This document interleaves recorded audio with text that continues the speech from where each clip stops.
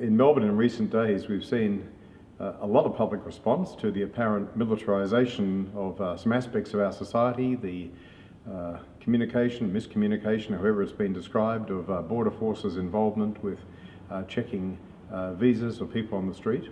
And it set me thinking as to whether we are making enough association between these kinds of effects in our society, which clearly many people react very negatively to, and the hot war that we're actually engaged with our military forces in Iraq. I suspect that it's been, for most people in Australia, put that we're involved in a military activity there which is a fairly low risk. People flying very high in aircraft, high precision weapons outside of the scope of shoulder launched rockets or other kinds of things. We've experienced no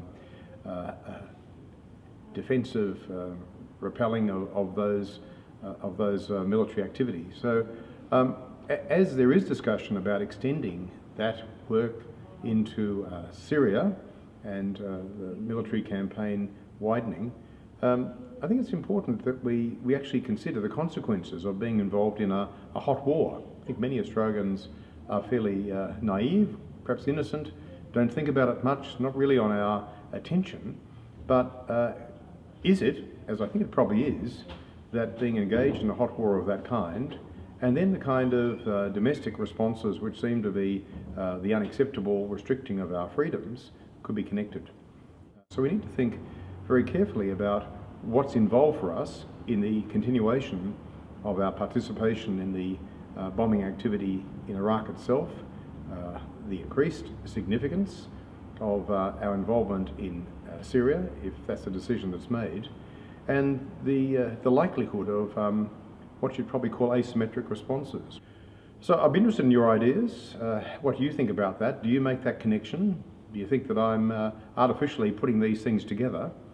And what should be the kind of thought we give to our military activity overseas that's fairly distant from our attention, and the kind of trends in our society that clearly many people are finding unwelcome and unacceptable of the increasing regulation, militarisation, intervention in our society. It's a perplexing situation, but one I think that we need to have more discussion about. I'd be very interested to know your ideas, interested to hear your responses on Facebook or on Twitter.